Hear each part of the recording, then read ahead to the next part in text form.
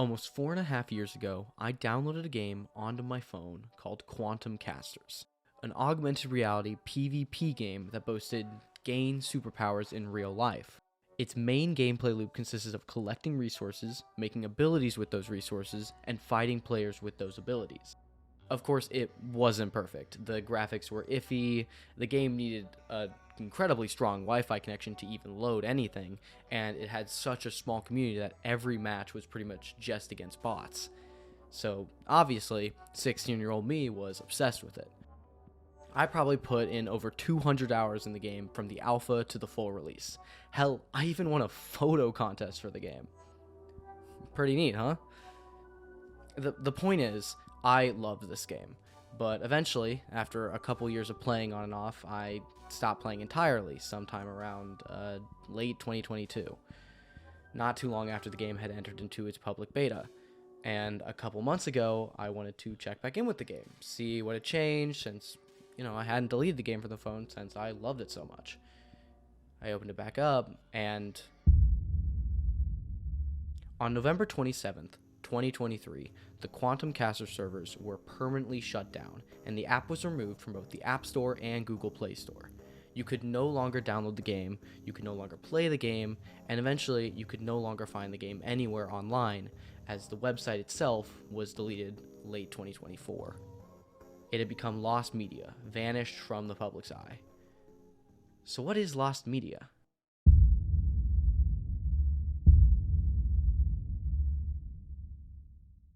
According to the YouTuber All Things Lost, and their video, What is Lost Media refers to any means or channels of mass communication, information, or entertainment in society that have been taken away, cannot be recovered, or unavailable to the general public. This is one of the dozens of mildly varying definitions of what lost media is, but it is the definition that I agree with most. And there are plenty of examples that fall under this description. You may have seen videos online talking about the searches for different pieces of lost media, as lost episodes, forgotten games, or anything that could be remotely interesting that could be found has been documented in some way. Not that one.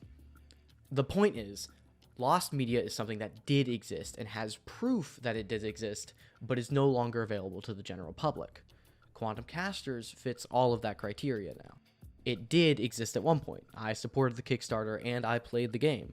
It has proof that it once existed through the screenshots of my phone, the now abandoned Discord, and the saved versions of an old website. And it's no longer available to the general public. You can't download the app, and even if you have it, it can't connect to any servers that don't exist. Quantum Casters, in every sense of the word, is lost media. Deleted off the internet and nearly completely gone from the memory of the internet. But why? How did it become lost media? What led it up to becoming lost? Why did it get deleted? Why was it shut down? Hell, why does any piece of lost media become lost?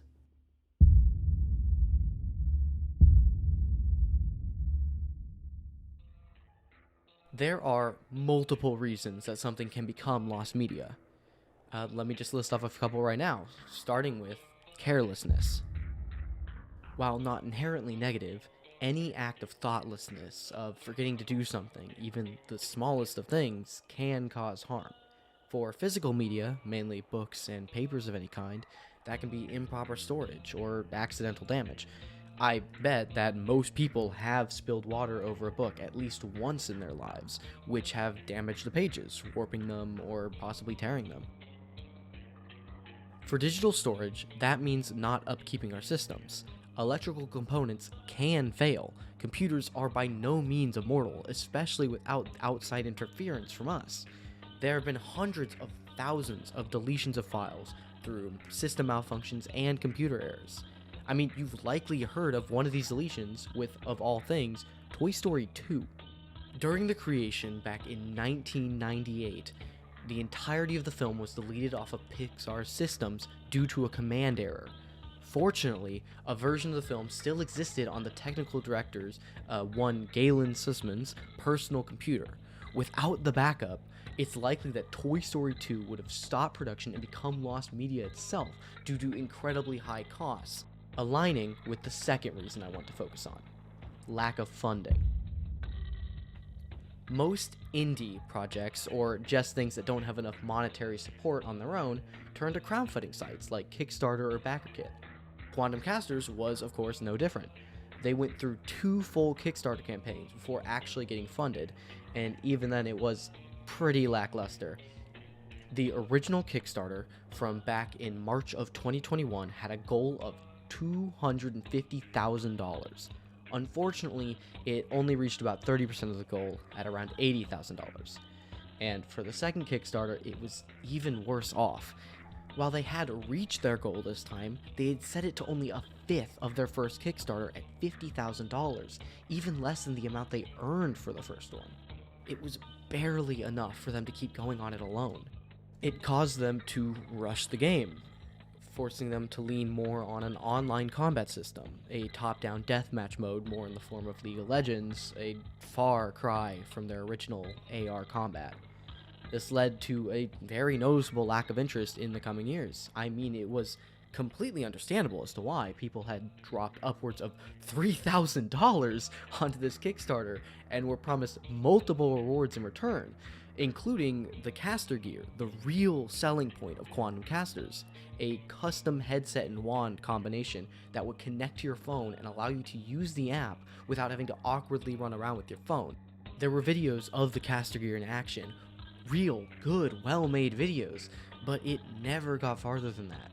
The estimated date, April of 2022, came and went, and nothing happened. Nothing was barely even said about the caster gear. People started complaining, and slowly the community died out.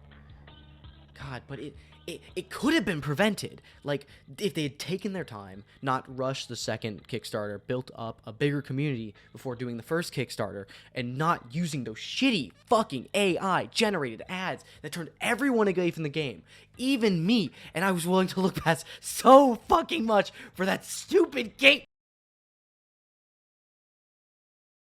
Hindsight is 2020, a pretty popular saying, at least in my family. When you're getting through something and you look back and see everything you could have done better. And there are plenty of ways things like this can be prevented and media can be preserved. But how?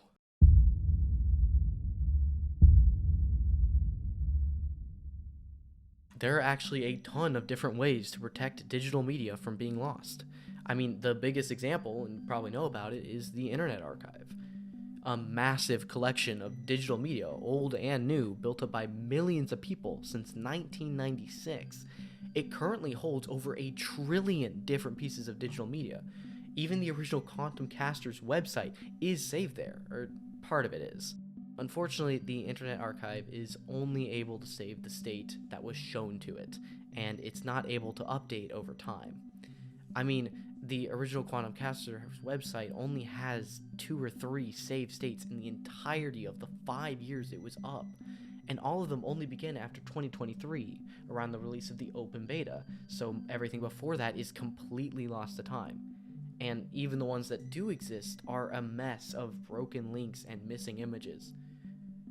But okay, that's websites and videos. What about games? And that's where the trouble really starts. Unlike with videos and websites, you can't just download a game and then upload it to another site and expect it to work. I mean, you can, but that's not legal. There's a ton of piracy laws that stop you from doing that.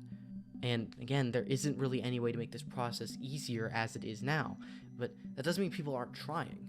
I mean, as of now, the Stop Killing Games initiative is attempting to make it so that any company that makes a game that relies on a server to be playable makes it possible for players to create their own servers after the company decides to shut down their own servers. So maybe one day this type of lost media won't happen as often. Maybe.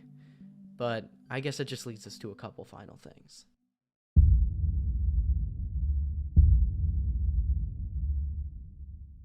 Quantum Casters is all but gone, stuck in the partially found states that most lost media find themselves in, likely to never truly be able to be opened again. Maybe somebody, a developer somewhere, has the files deep in their hard drives, and maybe one day they'll dust them off and patch them back up, doing something with them or giving the files to somebody who would. It's not unheard of. Other games have had it happen before, and it's the whole point of the Stop Killing Games petition. So maybe one day it could come back. But if it doesn't, maybe it's okay that it's gone. I know that sounds wrong, but it wasn't good. For the possibility that someone who played Quantum Casters is watching this video, and the possibility on top of that they're still looking at it through rose-tinted glasses, I'm sorry, it just wasn't. The idea of Quantum Casters was good. The original idea was good. The idea that got us to download the app, to back the Kickstarter, to still believe in it after months of undelivered promises. Years of undelivered promises, actually. It no longer exists. It likely never will exist again. But I'm still here making this video because it did. At one point in my life, it existed. Not as the technological breakthrough it said it was going to be, but just as a stupid game that I really liked.